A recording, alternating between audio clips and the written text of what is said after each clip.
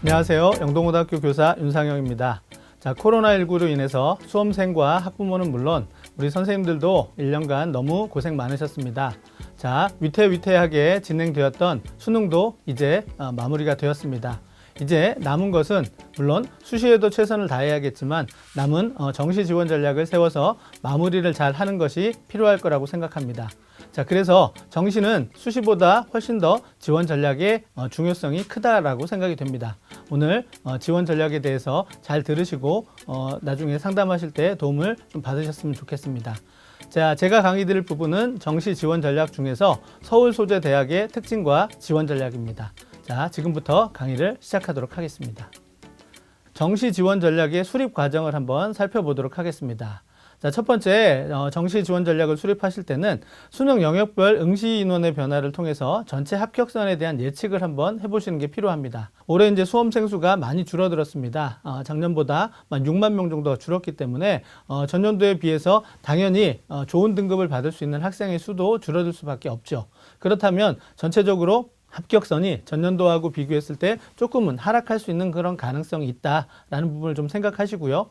실채점 결과에 따라서 응시 인원의 변화를 반드시 좀 살피시고 그에 따른 합격선에 대한 예측 이런 부분을 조금 고민해 보시는 게 좋을 것 같습니다.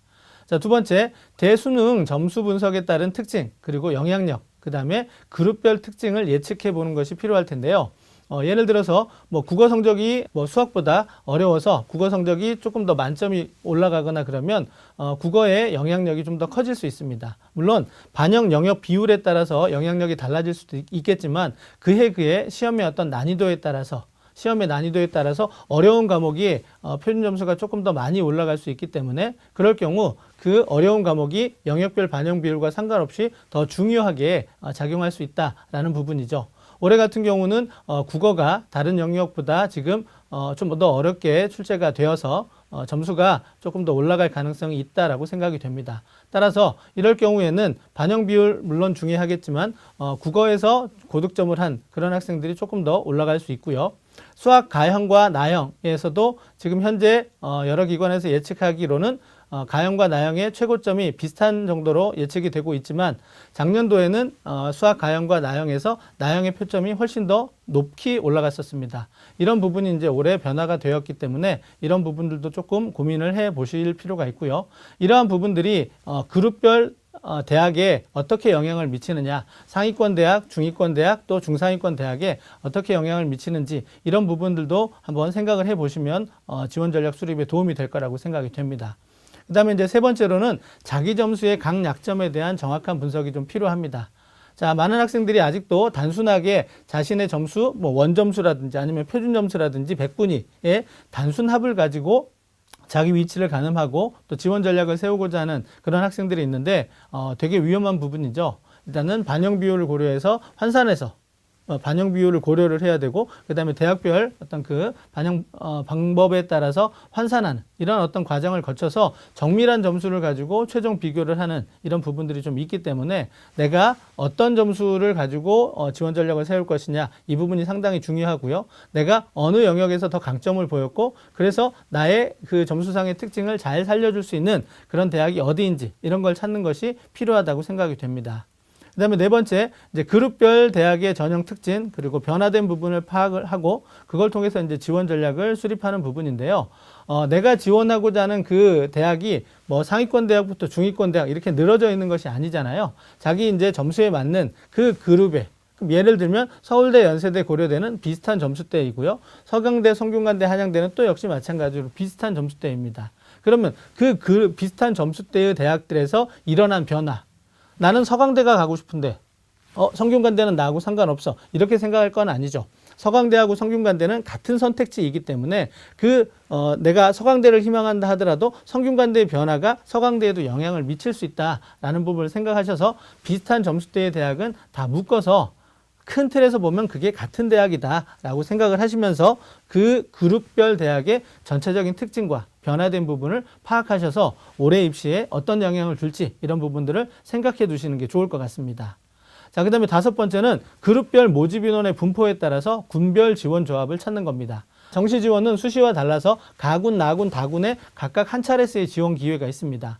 그러면서 뭐 소신 상향 지원을 할 수도 있고요. 적정 지원을 할 수도 있고요. 안정 지원을 할 수도 있습니다.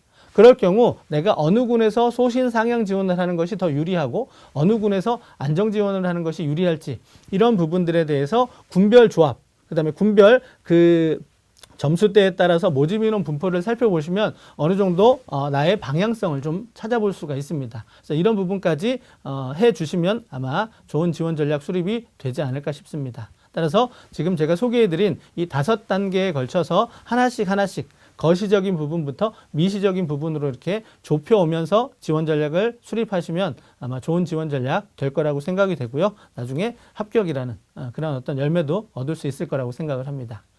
자, 아까 제가 말씀드렸죠. 자기 점수에 대한 정확한 이해를 분명하게 할 필요가 있다라고 제가 말씀을 드렸는데 첫 번째, 자, 점수는 여러 가지 종류가 있어요. 원점수, 표준점수 100분위를 그대로 계산한 단순점수, 그 다음에 영역별 반영 비율을 적용한 반영점수, 그 다음에 탐구의 변환 표준점수. 그러니까 대학에 따라서는 100분위나 표준점수를 그대로 쓰지 않고 100분위를 기준으로 해서 변환 표준점수라고 새로운 점수를 부여하는 그런 어떤 점수 체계가 있습니다. 그걸 변환 표준점수라고 하죠.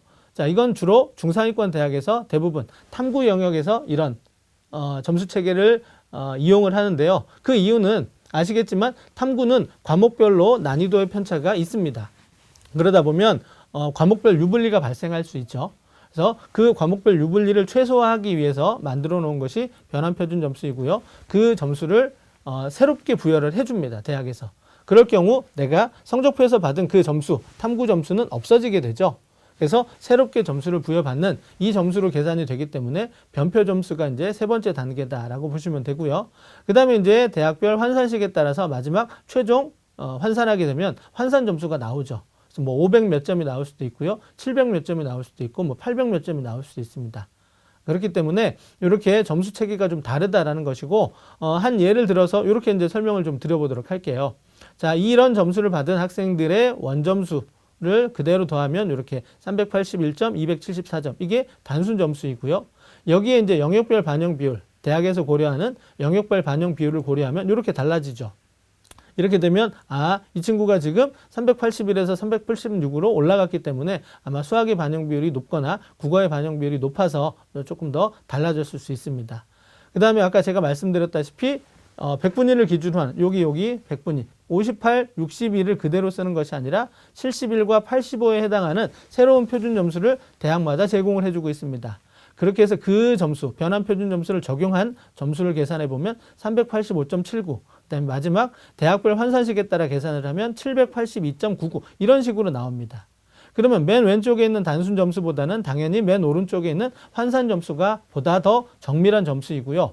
나중에 최종 합부를 다르게 되는 부분은 이 환산 점수입니다. 그래서 마지막에는 환산 점수 계산을 통해서 환산 점수를 기준으로 한 전년도 입시 결과라든지 아니면 지원 참고점과 비교를 해서 지원 전략을 마무리하는 과정이 좀 필요할 거라고 생각이 되는데 매번 이 점수만을 가지고 하기는 좀 어려운 것이 이건 대학마다 계산식이 다르기 때문에 대학 간의 비교가 조금 어려운 부분이 있습니다. 따라서 어느 정도 지원 범위의 윤곽을 잡을 때까지는 단순 점수보다는 요 반영 점수를 가지고 지원 범위를 내가 어느 대학을 어떻게 쓸지 가군에서 어디부터 어디까지 나군에서 어디부터 어디까지 쓰게 될지 이럴 때는 반영 점수를 가지고 범위를 잡으시면 좋고요. 마지막에 어느 정도 그 군별 지원 조합이 결정이 되면 그때는 환산 점수를 통해서 직접 확인을 해보는 이런 과정이 좀 필요하다라고 생각이 되고요. 그래야지만 조금 더 정확한 지원 전략 수립이 가능하다라고 보실 수 있습니다. 자, 이 부분을 좀 기억해 주시면 좋을 것 같습니다. 자, 그러면 이제 환산 점수가 왜 중요한지 이 부분을 잠깐 사례를 통해서 설명드리도록 하겠습니다. 제목을 보시면 환산 점수에 의한 원점수 합계의 역전 사례인데요. 자, A 학생과 B 학생의 점수를 보면 합계를 냈을 때 B 학생은 표점 합이 380점, 그 다음에 A 학생은 387점으로 단순 점수의 합에서 A 학생이 B 학생보다 7점이 더 높습니다. 이렇게 보실 수 있죠. 100분위 같은 경우도 7.5점이 더 높게 이렇게 형성이 되어 있는데 A 학생의 경우는 지금 국어하고 탐구 점수가 좋은 편이고요. 상대적으로 B 학생은 수학이 점수가 좋습니다. 자, 그런데 이 A 학생과 B 학생이 만약에 서강대를 지원했다라고 가정을 했을 때 서강대의 환산식에 따라서 점수를 환산을 해보면 A 학생은 799.954 점수가 나오고요. B 학생은 802.98점이 나오게 됩니다. 그러면 앞서서 단순합으로 봤을 때는 A 학생이 B 학생에 비해서 7점이 높았지만 지금 현재 대학 기준에 따라서 환산을 해봤더니 B 학생이 오히려 점수가 역전을 시켰습니다. 그래서 결과적으로 봤을 때 A 학생은 불합격, 그다음에 B 학생은 합격하게 되었죠. 그러면 이렇게 환산을 해보지 않았다면 또 영역별 반영 비율을 고려하지 않았다면 A 학생은 B 학생보다 본인이 더 성적이 좋았다라고 생각을 했을 수 있습니다. 하지만 결과는 달라질 수 있다는 거죠. 이만큼 영역별 반영 비율을 고려하고 마지막 최종 대학 환산식에 따라서 최종 계산을 해보는 이 과정이 얼마만큼 중요한지를 보여주는 어떤 사례라고 말씀드릴 수 있겠습니다. 자, 그 다음 이제 대학별로 이제 특징들을 좀 한번 살펴보도록 하겠습니다.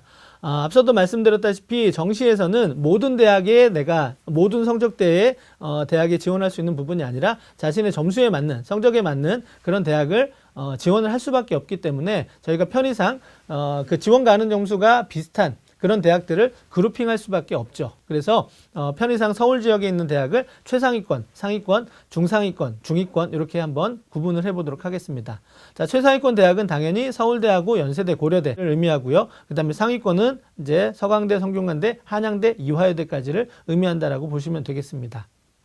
제가 오늘 설명을 드리는 자료는 서울 소재 대학이기 때문에 의대, 치대, 한의대는 지금 제외를 하고 설명을 드리도록 하겠습니다. 자, 그러면 서울대, 연세대, 고려대를 지원하실 때 가장 신경 쓰셔야 될 부분은 뭐냐면 이 세 대학은 모두가 다 반영 지표가 똑같습니다. 그래서 마지막 이제 대학별로 발표되는 변표 점수 확인을 통해서 자신의 점수를 계산하는 과정이 좀 필요할 것 같고요. 그 다음에 제2외국어 한문, 인문계 쪽에서 제2외국어 한문을 서울대는 필수로 반영을 합니다. 그리고 3등급이 되지 않으면 조금씩 감점해 나가는 구조죠. 그런데 연세대는 제2외국어 한문을 사탐의 한 과목으로 대체가 가능하고요. 고려대는 제2외국어와 한문을 사탐으로 대체할 수 없습니다. 그러면 이 세 대학의 제2외국어 및 한문을 활용하는 방식이 다르고 있죠. 그러면 자신의 어떤 성적 그 체계에 따라서 선택할 수 있는 대학이 좀 달라질 수 있어요. 그 다음에 서울대는 당연히 자연계에서 과학 2과목을 필수 응시해야 된다는 부분이 있고요. 그 다음에 서울대와 고려대, 연세대의 또 차이점이 뭐냐면 영어예요. 영어의 영향력이 서울대하고 고대는 상대적으로 약하지만 연세대는 영어가 강합니다. 그럼 내가 영어가 1등급이라면 당연히 연세대 쪽을 선택하는 게 좋을 거고요. 만약에 영어가 2등급이라면 서울대나 고려대 쪽을 선택하는 게 조금 더 나은 전략이 될 수 있겠죠. 단순하게 지금 지원 가는 점수를 보고 지원할 것이 아니라 경쟁률이 어떻게 될지, 그 다음에 전년도의 충원 합격 사항은 어떻게 됐는지 이런 것들을 통해서 추합의 흐름까지도 살피면서 지원 전략을 세우시는 게 필요합니다. 이런 부분을 좀 유념해 주시면 좋을 것 같고요. 그 다음에 이제 상위권 대학입니다. 서강대, 성균관대, 한양대, 이화여대. 마찬가지로 표준 플러스 변표, 그러니까 국수는 표준 점수를 반영하고 그 다음에 탐구 영역은 100분위를 활용한 변환 표준 점수를 쓴다라는 건 최상위권 대학과 똑같습니다. 자, 여기에서 제가 이제 탐구의 영향력이 어떻게 되느냐라고 말씀드렸죠. 그럼 탐구의 영향력은 두 가지로 결정이 됩니다. 첫 번째 반영 비율이고요. 두 번째는 변환 표준 점수의 극간 점수 차이를 통해서 탐구가 영향력이 클지 아니면 탐구가 영향력이 작을지 이런 부분들을 확인해 주셔야 됩니다. 요거는 연세대나 고려대도 마찬가지지만 이쪽 대학에서 차이가 좀씩 벌어지고 있기 때문에 이제 상위권, 중상위권 내려가면서 변표 점수를 확인하시는 것이 필요하다 말씀을 드리고 싶고요. 자, 이 서강대, 성균관대 상위권 대학에서는 서강대가 수학 반영 비율이 상당히 높습니다. 지금 46.9%에서 45.2%로 약간 감소를 했지만 여전히 높다라는 거. 거기에 여기 보시는 것처럼 서강대는 수학 가형에 가산점 10%가 들어가요. 그러면 나는 가형이고 상대도 가형이면 상관없지 라고 생각할 수 있겠지만 내가 받은 점수의 10%를 더한다라는 거죠. 그러면은 수학을 잘하는 아이들은 10%의 가산점을 더 많이 받기 때문에 영향력이 더 커질 수 있다는 거 생각을 해 두셔야 되겠고요. 그 다음에 한양대는 과탐 2를 선택한 친구들한테는 3%의 가산점이 들어갑니다. 이따 제가 자료를 보여드리겠지만 따라서 한양대 자연계에는 과탐 2 선택자들의 합격률이 높다라고 말씀드릴 수 있겠죠. 그 다음에 제2외국어 한문에 있어서도 성균관과 한양과 이화여대는 대체가 가능하지만 서강대는 대체가 불가능하다는 거죠. 그럼 내가 제2외국어 점수가 안 좋거나 없거나 그런 경우 불확실하지 않는 확실한 친구들끼리의 경쟁을 원한다면 서강대 위쪽 대학에서는 고려대를 생각해 주시면 되겠죠. 그 다음에 이화여대는 계열별 통합 선발을 한다. 하지만 일부 모집단위는 아니다라는 거. 그리고 이제 내려가면서 영어에 대한 유불리를 확인하시는 그런 어떤 전략들이 좀 필요하다. 이렇게 말씀드릴 수 있겠습니다. 자, 그 다음 중상위권. 이제 흔히 말해서 중경외시라고 하는 중앙대, 경희대, 시립대, 외국어대 라인의 대학들을 한번 살펴보도록 하겠습니다. 역시 반영 지표는 똑같고요. 그 다음에 중앙대가 보면은 인문에서는 국어하고 수학이 40%, 그 다음에 자연계에서는 수학이 40%, 그 다음에 서울시립대가 영어를 반영하는 데 있어서 25%, 20%, 인문, 자연. 이렇게 상대적으로 높은 비율 제가 좀 소개를 해드려 봤고요. 이 라인의 대학들은 모두가 다 제2외국어 한문을 사탐의 한 과목으로 대체할 수 있다는 거. 그 다음에 경희대 같은 경우는 가군의 모집 단위는 전부 서울이고요. 나군은 국제 캠퍼스, 그러니까 수원에 있는 대학입니다. 그러니까 복수 캠퍼스를 운영하는 대학인데 점수의 차이가 약간은 있습니다. 같은 대학인 건 분명하지만 실제로 점수를 따져보고 지원 전략을 세울 때는 경희대는 중상위권으로 묶이지만 경희대 국제 캠퍼스는 중위권 쪽으로 조금 더 가깝게 점수가 형성이 되니까 구분을 해 주실 필요가 있다라고 생각이 되고요. 한국 외대는 아시다시피 굉장히 다양한 언어의 학과들이 포진해 있습니다. 그리고 모집 인원도 적죠. 그러니까 입시 결과의 편차가 상위권 학과에서 중하위권 학과로 내려갈수록 편차가 조금 더 달라진다라는 부분. 그리고 모집 인원이 적기 때문에 경쟁률이나 다른 기타 외부 요인에 따라서 변수가 있을 수 있는 요지가 크다. 그럼 나중에 한국외대는 이러한 특성을 활용해서 전략을 좀 세워보시면 좋을 것 같고요. 그 다음에 이제 중위권, 흔히 말하는 건, 동, 홍, 숙 라인인데요. 여기서부터는 이제 분할 모집이 조금 더 많아집니다. 그리고 그 대학에 따라서 분할 모집하는 그런 양상도 조금씩 달라지죠. 건국대는 가나다군, 동국대는 가나군, 홍익대는 다군만 모집하고요. 숙명여대는 나군에서만 모집합니다. 이런 부분들이 이제 차이가 있다는 거 좀 보시고요. 그 다음에 숙명여대가 특히 그런데 모집단이나 계열에 따라서 수능 반영 방법이 다른 대학들이 많다라는 거. 그러니까 인문계는 사실 다른 어떤 그 수능 반영 방법을 택하지 않지만 자연계는 일부 모집 단위 같은 경우는 뭐 수학의 가나형을 풀어준다든가 탐구에서 사고탕을 풀어준다든가 일부 모집 단위에서 그런 경우가 있지만 숙명여대가 조금 더 그런 게 심하다라는 거 좀 생각해 주시면 되겠고요. 자, 홍익대는 제2외국어 한문 사탐 대체가 불가능합니다. 하지만 나머지 대학들은 다 가능하죠. 건국대는 자연계열에서 영어 2등급까지는 만점 처리를 해줍니다. 이런 부분들은 내가 지금 지원하고자 하는 그 비슷한 수준의 대학들에서 차별화된 부분이기 때문에 기억을 해두시고 나의 점수 특성에 맞는 대학을 고르실 때 참고하시면 좋습니다. 그 다음에 이제부터 중위권 대학 아래로 내려가면서 서울에 있는 대학, 이제 인서울의 대학을 보시면 대학별로 반영 지표가 다양해지죠. 그러니까 건동홍숙 위의 대학들은 전부 다 표준 플러스 변표의 점수 반영 지표를 활용하는데 이 아래쪽부터는 이제 달라집니다. 그래서 이렇게 지금 건대, 동국대, 숭실대, 광운대는 표준 플러스 변표 체제를 쓰지만 국민대, 숙명여대, 단국대는 백분위를 쓰게 되고요. 홍익대는 표준 점수, 세종대학교는 탐구에서만 또 백분위를 쓰는 이런 어떤 대학에 따라서 반영 지표가 달라지기 때문에 자신의 그 성적에 따라서 유리한 반영 지표를 찾는 것이 필요하다. 이런 부분 좀 말씀을 드리도록 하겠습니다. 자, 그 다음에 또 살펴보셔야 될 게 뭐냐면 모집 인원이죠. 모집 인원은 전년도에 비해서 전체적으로 조금 늘었습니다. 그래서 큰 변화가 있다라고 보기는 어렵지만 일단은 가군 쪽에서는 자 1그룹, 2그룹, 3그룹, 4그룹은 좀 전에 소개해드렸던 그런 걸로 이해해 주시면 될 것 같고요. 가군 쪽에서 지금 3그룹과 5그룹 또 6그룹에서 인원이 조금 늘었고요. 그 다음에 나군에서는 2그룹에서 지금 한 70명 정도가 감소한 모습을 좀 보이고 있고요. 다군에서는 3그룹에서 이제 한 50명 정도가 증가한 모습. 이런 부분들은 당연히 입시 결과에 영향을 미칠 수 있기 때문에 좀 생각을 해 주시면 좋을 것 같습니다. 그 다음에 자연계열입니다. 자연계열도 역시 가군의 3그룹에서 모집 인원이 좀 많았고요. 그 다음에 나군도 마찬가지입니다. 그럼 전체적으로 3그룹 쪽에서 지금 흔히 말했던 3그룹이라고 하면은 중경외시 라인인데 거기에다가 지방교대하고 이런 부분이 섞일 수 있겠죠.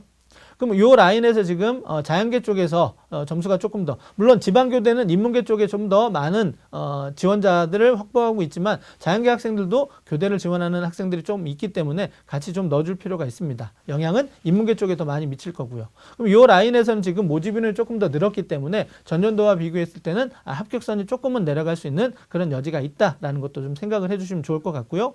5그룹에서 지금 나군과 다군의 모집 인원이 좀 많이 늘어있는 모습을 보실 수가 있죠. 이런 부분들 확인하시면서 나중에 지원 전략 생각해 주시면 좋을 것 같습니다. 자, 영역별 반영 비율은 지금 보시면 이제 예시로 설명을 드리겠습니다. 자, 서성한 쪽에서는 국어하고 수학에서 반영 비율이 높고요. 그다음에 자연계는 수학하고 탐구 쪽에서 높습니다. 하지만 예외적으로 지금 보시면 한양대 인문 계열 쪽은 탐구가 30%를 반영하고 있죠. 그러면 비슷한 수준의 대학에서 내가 탐구를 잘했다라고 하면 한양대 쪽을 생각하시는 게 좋은 대학 선택이라고 보실 수 있습니다. 그러니까 이런 부분들을 하나씩 따져보시면 나한테 유리한 대학이 어디인지를 아시게 될 거고요. 그렇게 되면 지원 전략에서 나중에 좋은 결과로 이어지는 것이 더 확률이 높다 이렇게 보실 수 있습니다. 자, 그 다음에 이제 중위권 대학에서는 주로 보시면은 국어하고 수학이 조금 더 높지만 그리고 탐구가 상대적으로 좀 높고요. 국어하고 수학이 상위권 대학에 비해서는 점수가 비율이 좀 낮다 이렇게 보실 수 있는데 자세히 살펴보시면 좀 다른 특성들이 보입니다. 광운대학교 경영계열, 그 다음에 숭실대학교 경상계열 이쪽은 수학이 반영 비율이 높아요. 그러니까 아시겠지만 상경이나 이쪽 계열은 수학의 중요성이 크다라는 걸 좀 생각해 두시면 좋을 것 같습니다. 그 다음에 탐구가 상대적으로 그 위에 중상위권이나 상위권 대학보다는 비중이 좀 더 커지고 있다라는 부분 보시면 좋을 것 같아요. 자, 이렇게 자신이 지원하고자 하는 대학의 영역별 반영 비율 확인하시는 것. 그래서 유리한 대학 찾는 건 또 해보셔야 될 부분이고요. 자, 자연계 쪽은 역시 수학, 그 다음에 탐구 쪽 반영 비율이 좀 높다라는 것을 확인하실 수 있습니다. 자, 여기는 제가 뺐지만 숙명여대는 모집 단위에 따라서 반영 방법이 굉장히 다르다라는 거 살펴두실 필요가 있죠. 자, 그 다음에 이제부터는 하나씩 또 고려해야 될 부분. 상위권 대학 쪽에서는 서강대학교의 그 수학 가형의 가산점이 얼마만큼의 영향력이 있는지 이런 부분들을 한번 살펴두실 필요가 있습니다. 자, 전년도 사례인데요. 한번 보시겠습니다. 자, 서강대 인문계열에 그 지원한 사례가 총 78건, 서울특별시 교육연구정보원에서 수합한 자료 78건 중에서 가형을 선택하고 지원한 학생들이 24건이 있었습니다. 그 중에서 몇 명이 합격을 했냐면 8건이 합격을 했죠. 그러니까 상당히 지금 지원 비율도 높지만 합격 사례도 크다라는 겁니다. 그러면 자연계 학생들이 인문계열로 넘어가는 거죠. 이런 경우 보통 교차 지원하면 인문계 아이들이 자연계열로 많이 넘어가는 경우인데 상위권 대학에서 특히 서강대 같은 경우는 자연계 학생들이 인문계 쪽으로 넘어가는 사례들이 조금 있다라는 부분을 좀 확인하실 수 있는데요. 작년 같은 상황을 한번 보시면 이게 재작년하고 작년에 그 대수능의 점수 체계인데 작년에는 수학 나형의 만점이 149점이에요. 그리고 수학 가형의 만점이 134점. 즉 똑같이 만점을 맞으면 수학 나형의 표준 점수가 훨씬 더 높이 올라가는 그런 상황이었습니다. 그런 상황이었기 때문에 나형에 비해서 가형이 아주 유리하다라고 말할 수 없는 환경이었는데도 불구하고 24명의 자연계 지원자가 인문계로 넘어갔고 그중에서 8명이 합격을 했다라는 거죠. 그럼 그 전에는 19년도에는 가형이 133, 나형이 139 그랬어요. 차이가 조금 더 좁았죠. 이렇게 됐을 때 가형의 10%를 받게 되면 13점이 더 들어가죠. 그러면 지금 146점으로 올라갑니다. 그럼 만점에서 나형보다 훨씬 더 높아지게 되죠. 이럴 경우에는 수학만 잘하고 다른 영역이 부족한 자연계 학생들이 인문계 쪽으로 넘어갈 수 있는 그런 여지가 있다라는 겁니다. 그럼 올해 입시 이제 결과를 받아봐야 되겠지만 지금 예상되기는 가형과 나형의 만점 차이가 그렇게 크지 않다라고 지금 분석이 되고 있습니다. 그럼 올해도 똑같이 자연계에서 수학을 잘 본 자연계 학생들이 서강대 인문계로 넘어갈 수 있는 그런 어떤 여지가 좀 있을 수 있다라는 거죠. 그래서 제가 한번 조사를 해봤더니 인문 교차 지원자의 수가 100분위 평균이 어떻게 되느냐? 대략 한 92.5점 정도. 그런데 자연계 합격자들의 수가 100분위 평균은 95.8점. 즉 자연계 쪽의 경쟁력을 갖기에는 좀 부족하다라고 판단이 되니까 인문계 쪽으로 좀 넘어간 그런 학생이 아니었나 이렇게 생각을 합니다. 물론 이거는 표본에 의한 조사이기 때문에 일반화시킬 수 없다라는 부분. 이후의 얘기들도 마찬가지입니다. 저희가 표본을 통해서 분석한 자료들은 특히나 정시 같은 경우는 일반화시키기가 좀 어렵기 때문에 고려를 해서 지원 전략을 세우실 때 참고 자료로 활용하시는 게 좋을 것 같습니다. 자, 그 다음에 영어 반영 방법에 따라서 유불리도 나타날 수 있다는 거죠. 지금 A 학생이 전체적으로 1점이 낮고 B 학생이 1점이 높습니다. 그런데 B 학생은 영어가 2등급이에요.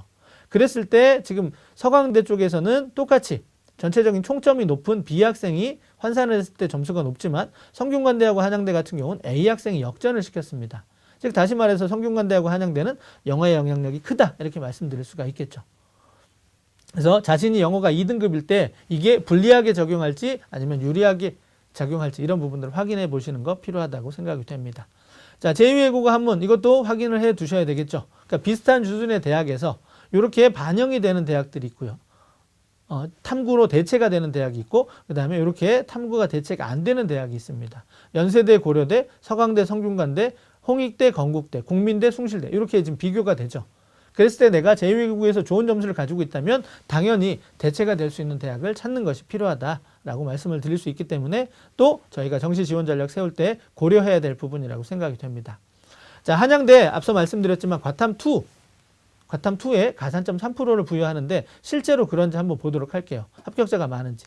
2019 대입에서 지금 보니까 성균관대하고 비교를 했을 때 성균관대는 13.2%, 2를 선택한 합격자가 한양대 같은 경우는 38.7%였어요.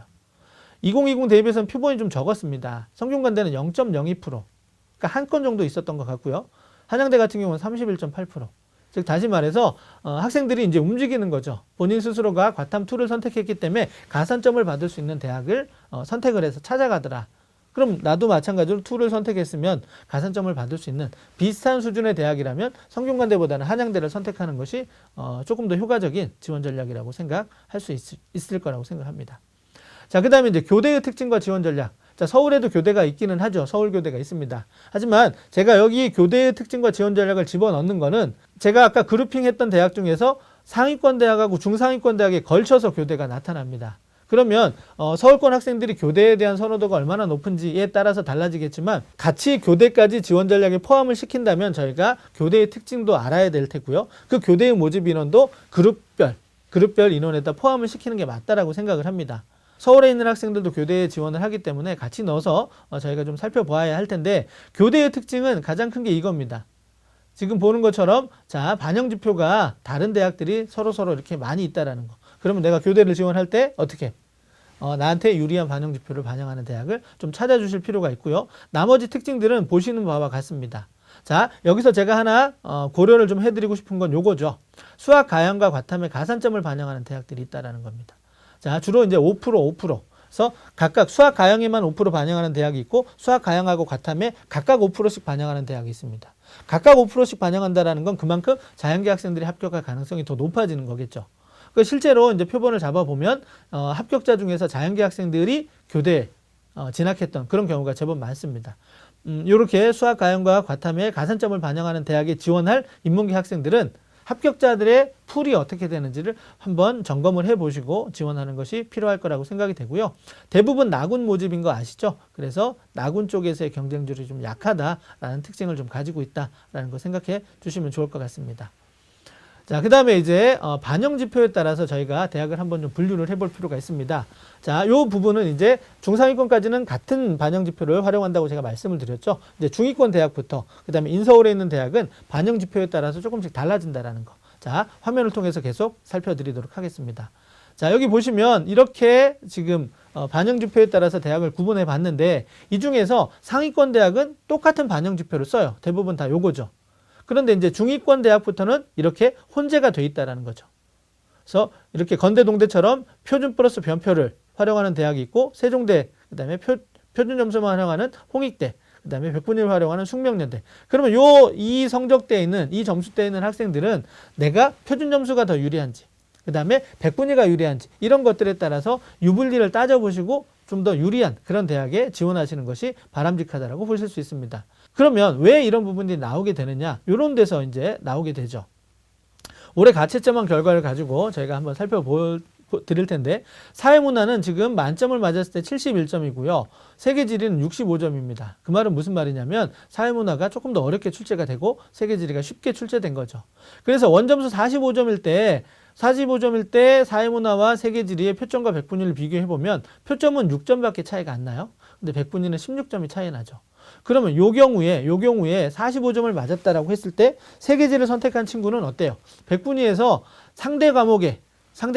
다른 과목에 비해서 백분위가 현저하게 떨어지기 때문에 이 학생들은 백분위가 절대 유리할 수가 없죠. 그러면 이 학생들은 표점을 반영하는 대학을 선택하는 것이 필요하다라는 거죠. 그러니까 이런 것 때문에 이제 유불리가 발생할 수 있다라는 거고요. 마찬가지로 표점의 차이는 적지만 백분위의 차이가 큰 것 보실 수 있습니다. 자연계 쪽에서도 마찬가지입니다. 표점의 차이보다는 백분위의 차이가 상당히 크게 벌어지죠.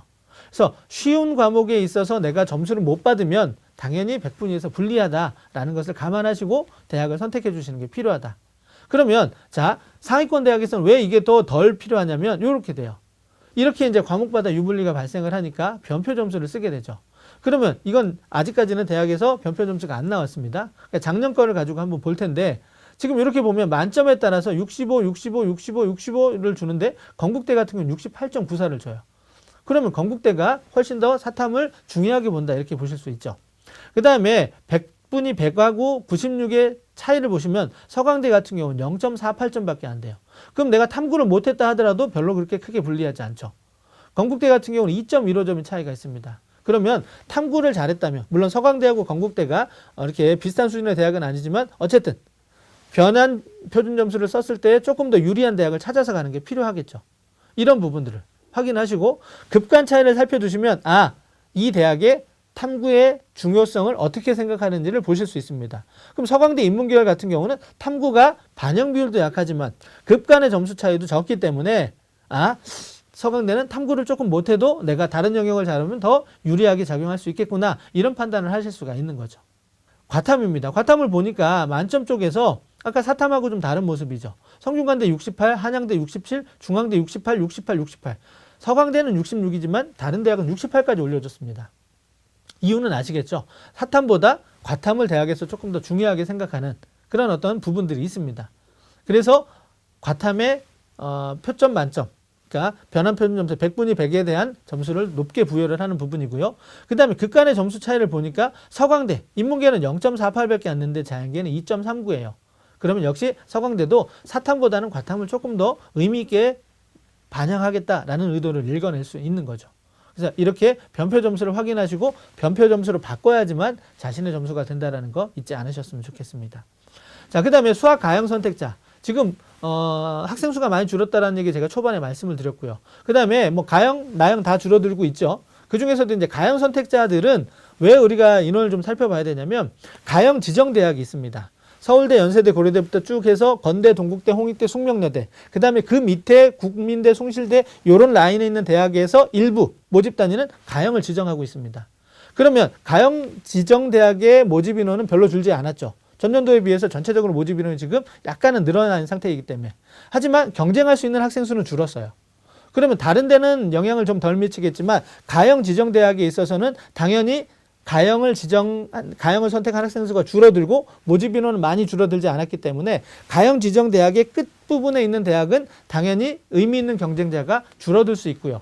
그래서 생각보다 수학 가형의 점수가 낮게 나타날 수도 있다는 겁니다. 그래서 이 대학은 지금 세종대학교인데 세종대학교는 가형을 지정합니다. 대부분. 보시면 저희가 사례 중에서 일부를 가져왔기 때문에 역시 마찬가지로 일반화시킬 수는 없지만 지금 50, 60대의 백분위를 가지고 있는 합격자들이 제법 들어가더란. 물론 그 친구들이 국어를 잘했으니까 이런 부분도 있지만 결국은 상대적으로 수학 가형 지정대학의 끝선에 있는 대학들은 수학 가형 점수가 그렇게 높지 않을 수도 있다는 것을 좀 생각하시면서 자신이 낮은 점수를 하더라도 조금은 도전을 해볼 수 있는 필요도 있다는 거 좀 말씀을 드리고요. 그 다음에 세종대학교는 또 다른 특징이 있죠. 다른 대학은 100분위 기준 변환 표준 점수를 쓰거나 아니면 100분위를 그대로 쓰거나 표준 점수를 그대로 쓰는데 여기는 국수는 표준 점수를 쓰고요. 탐구는 100분위를 씁니다. 그런데 100분위를 그대로 쓰다 보니까 이렇게 사례들을 보면 100분위가 상당히 높아요. 탐구의 100분위가. 그래서 이런 특징들도 있더라라는 것을 좀 감안해 주시면 좋을 것 같아서 그 반영 지표에 따른 유불리를 확인하고 많은 학생들이 지원 전략을 세우고 있다. 그러면 선생님들께서도 당연히 학생들의 점수를 면밀하게 분석을 하셔가지고 특징을 잘 살리고 유리한 어떤 그 대학을 골라주셔야 되겠고요. 학생과 학부모님들 입장에서도 내 점수를 가장 유리하게 활용할 수 있는 대학들을 찾는 것이 필요하다. 이렇게 말씀드릴 수 있습니다. 자, 그 다음에 이제, 그 서울권의 대학에 이제 인서울에 있는 대학 끝자락 대학들과 이제 수도권으로 넘어가면서 교차 지원이 이제 시작이 됩니다. 그러니까 일반적으로 교차 지원은 인문에서 자연으로 넘어가는 쪽이죠. 그런데 여기 보시면 구분을 하셔야 될 게 이 부분인데요. 수학은 가나를 풀어주지만 탐구에서 과탐을 지정하면 인문계 학생들이 넘어가기 어려운 교차 지원입니다. 그러니까 실질적으로 교차 지원이 아니라 이 친구들은 자연계 학생들이 많죠. 그러니까 구분을 해주셔야 되고요. 실질적인 교차 지원은 여기입니다. 수학도 가나를 풀어놔야 되고 탐구도 사과탐을 풀어야지만 인문계 학생들이 자연계로 넘어갈 수 있는 이쪽이죠. 근데 이런 부분에 있어서 고려해야 되실 건 뭐예요? 가산점이죠. 대부분 수학 가형에 10% 가산점을 주는 또 과학에는 한 5% 정도를 주는 그 다음에 두 개를 같이 주는 이런 대학들도 있는데 이 가산점에 대해서 한번 계산을 해보셔야 돼요. 자, 사례를 한번 들어보면 가형에서 4등급을 받고 나형에서 2등급을 받은 친구가 수학 가산점, 가형에 부여되는 가산점이 15%라고 했을 때 이렇게 받게 돼요. 그러면 표준 점수에 따라서는 가산점을 받은 요 가형 선택자가 더 높게 나오죠. 하지만 백분위에서는 나형 선택자가 더 높게 나옵니다. 그건 왜 그렇죠? 표점의 점수 크기가 더 크죠. 그러니까 10%든 15%든 가산점을 받으면 그 부여되는 가산점 폭이 큽니다. 그러니까 결론적으로 말씀을 드리면 표점을 반영하는 대학에서는 가산점의 영향력이 상대적으로 크고 백분위를 반영하는 대학에서는 가산점의 영향력이 상대적으로 작다라고 말씀드릴 수가 있습니다. 물론 대학의 어떤 점수대하고도 관련이 있죠. 가톨릭대 표준 점수를 반영하고 있고요. 수학 가형이 10%. 그러면 당연히 가산점의 영향력이 크니까 나형 지원자보다는 가형 지원자가 많고요. 합격자도 가형 쪽이 좀 더 많이 나옵니다. 광운대 수학 가형이 15%예요. 표준 점수이고 당연히 나형 지원자가 합격하기 좀 어려운 구조죠. 국민대는 100분이에요. 하지만 국민대는 전체적으로 과탐을 지정하고 있고요. 나형 선택자보다는 가형 선택자의 합격률이 높은 것으로 알려져 있습니다. 그러면 나중에 내가 나형을 선택하고 국민대를 갈 때는 가산점까지 고려를 해서 지원 전략을 좀 신중하게 세울 필요가 있고요.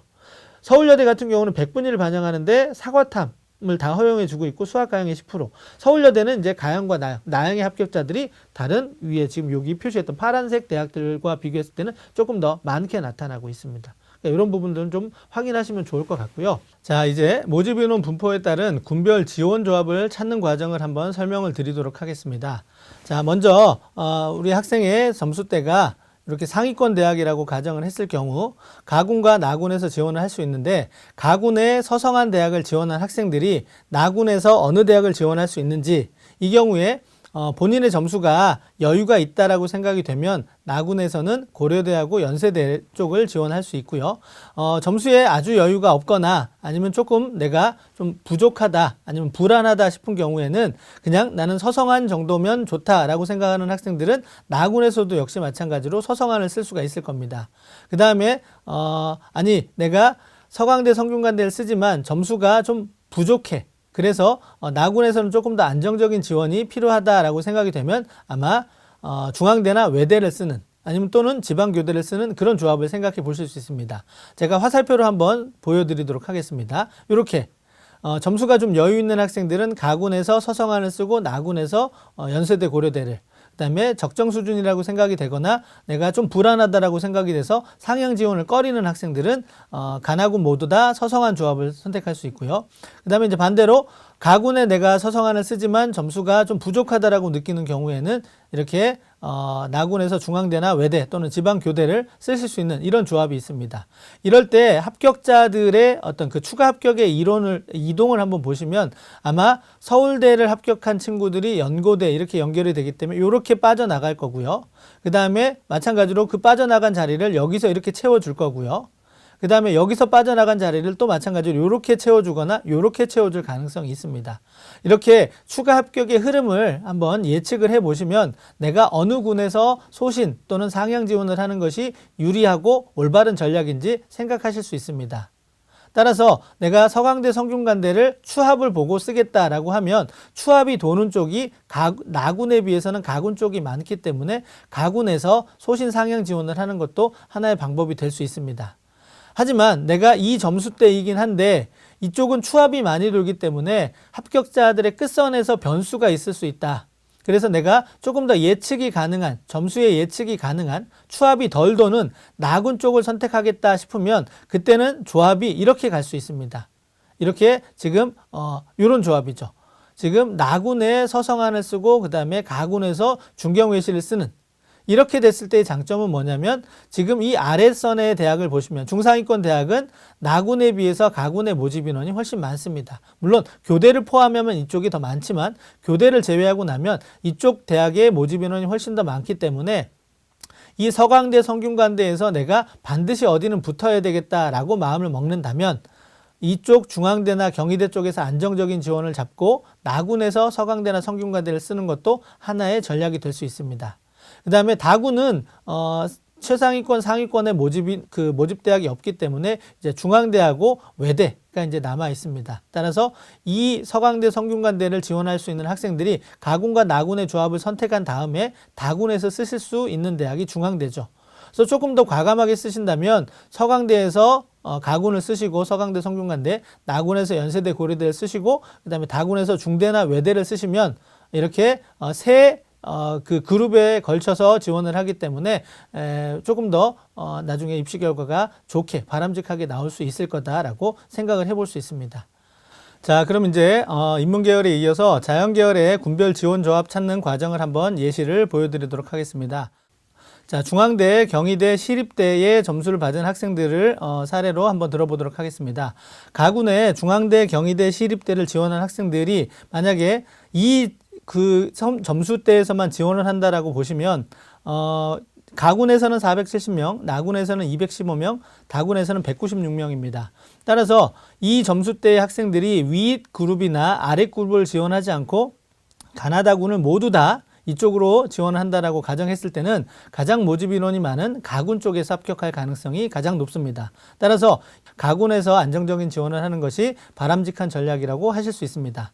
그러면 이제 가군에서 중앙대, 경희대, 시립대를 지원했다라고 가정했을 때 나군의 조합은 어떻게 되는지를 한번 살펴보도록 하겠습니다. 먼저 나군에서는 이렇게 성균관대나 한양대 쪽에 지원할 수 있고요. 그 다음에 다시 중앙대를 또 지원할 수 있고요. 그 다음에 다시 건국대나 동국대 쪽을 지원할 수 있는데 이 경우에는 이렇게 이제 화살표로 표시를 해볼 수 있습니다. 이렇게 조합을 찾는 것, 이렇게 조합을 찾는 것, 이렇게 조합을 찾는 것. 이렇게 보면 추합의 흐름이 이렇게 이어지는 것을 보실 수 있습니다. 그래서 지원할 수 있는 조합은 이렇게 세 조합으로 보실 수가 있는데, 자, 이 경우에 그 윗대학, 지금 서강대, 성균관대 이런 상위권, 그 위에 최상위권까지 고려를 했을 때 그 추가 합격자들의 흐름을 한번 살펴보시면 이쪽에 가군에 서강대, 성균관대, 한양대를 지원하는 학생들이 나군에서는 연세대하고 고려대하고 이어집니다. 따라서 추가 합격자의 흐름이 이렇게 이어질 거거든요. 그러면 여기에서 서강대, 성균관대, 한양대 라인은 가군과 나군을 비교했을 때 가군에서 추가 합격의 기회가 더 많아질 거라는 얘기죠. 그러면 중앙대, 경희대, 시립대 성적을 받은 이 학생들이 윗대학인 서강대, 성균관대, 한양대를 추합을 보고 노린다면 당연히 가군에서 서강대, 성균관대를 쓰게 될 거고요. 그 경우에는 나군에서 중앙대를 쓰거나 중앙대보다는 이쪽에 상향 지원을 하는 것이기 때문에 중앙대만 놓고 어려울 수 있습니다. 그 경우에는 조금 더 차이를 벌려서 건국대나 동국대를 또는 홍익대는 숙명여대를, 홍익대는 없죠. 건국대하고 동국대, 숙명여대를 생각하시면서 요렇게 조합을, 요렇게 범위를 넓혀서 이 중에 하나를 선택하시고 그 다음에 가군의 서성안을 선택하는 이런 흐름도 생각하실 수 있습니다. 그 경우에 여기에서 빠지는 건 당연히 아랫그룹인 건동홍 라인에서 채워질 수가 있는 거죠. 이렇게 자신이 어떤 성향을 가지고 있고 그 다음에 어떤 그 생각을 가지고 있느냐에 따라서 다양한 군별 조합이 나올 수 있다는 거. 그러면 나에게 합리적인 그 군별 조합이 어떻게 되는지 이 부분은 곰곰이 좀 잘 따져보셔야 된다는 걸 좀 말씀을 드리고요. 아마 가나군에서 조합을 잡으면 그 이후에 이제 다군에서 조합은 중앙대, 그 다음에 건국대, 홍익대 이렇게 세 조합이 있기 때문에 내가 만약에 중앙대, 경희대, 시립대에서 조금 더 점수대가 높은 그런 어떤 학생이라면 당연히 요렇게 쓰거나 요렇게 쓰는, 그러니까 가군에서 중앙대, 경희대를 쓰고 나군에서 성균관대, 한양대를 쓰는 조합, 그 다음에 가군에서 서강대, 성균관대, 한양대를 쓰고 나군에서 중앙대를 쓰는 조합에 이어서 다군에 따라서 달라질 수가 있죠. 자기가 불안하면 아래쪽에 홍익대를 좀 선택하는 것도 좋을 거고요. 점수에 자신이 있으면 중앙대를 다시 한번 써보는 그런 조합도 생각해 보실 수 있습니다. 이렇게 자신의 성향과 그 다음에 생각에 따라서 다양한 조합이 나올 수 있다는 거. 그러면 내가 어느 군에서 나의 목표는 안정적인 지원이 목표이냐 아니면 추가 합격을 노리는 소신 상향 지원이 우선이냐 이거에 따라서 어느 군에서의 출발을 잡느냐 이걸 생각하시면 다양한 조합이 나올 수 있기 때문에 이런 조합들을 고려하시고 그 중에서 자신의 성향과 생각에 맞는 조합을 선택하시면서 지원 전략 세우시면 아마 도움이 되지 않을까 싶습니다. 자, 이제 마무리를 좀 하도록 하겠습니다. 바람직한 지원 전략을 위한 조언인데요. 앞에 설명드렸던 내용들을 다시 한번 정리하는 시간으로 갖도록 하겠습니다. 먼저 올해 수험생이 감소가 됐습니다. 그 다음에 결실도 좀 높았다고 하죠. 합격선의 변화가 어떻게 될지 예측을 한번 해보시고요. 그 다음에 단순 점수가 아니라 환산 점수로 마지막 최종 점검을 해야 된다는 부분. 그 다음에 세 번째, 군별 점수대별 모집 인원을 비교해서 전략을 세워라. 맨 마지막에 제가 보여드렸던 그 전략이고요. 그다음에 네 번째, 보이지 않는 점수를 찾기 위한 노력. 앞서서 제가 여러 가지 것들, 영어가 유리한 대학, 그다음에 가산점 10%의 영향력 뭐 이런 것들 설명을 드렸죠. 이런 것들을 통해서 보이지 않는 점수를 좀 찾는 것도 필요하다. 마지막, 당장의 합격도 중요하겠지만 앞으로 이제 대학생활과 미래를 살피는 그런 부분들을 해 주시는 게 좋을 것 같습니다. 자, 제가 이제 준비한 그 설명 내용은 여기까지였고요. 제가 이제 마지막 인사를 하고 오늘 설명회를 마치도록 하겠습니다. 자, 1년간 고생 많으셨고요. 이제 마무리를 할 시기입니다. 지원 전략을 어떻게 세우느냐에 따라서 학부의 결과뿐만 아니라 내가 가고자 하는 대학도 달라질 수 있습니다. 이제 지금까지 힘드셨지만 조금만 더 노력하셔서 전략을 잘 세우신 다음에 본인이 원하는 대학에 진학할 수 있도록 끝까지 최선을 다해 주시길 바라고요. 오늘 설명회를 들으신 모든 수험생 여러분들의 합격을 기원하면서 오늘 설명회 마치도록 하겠습니다. 고맙습니다.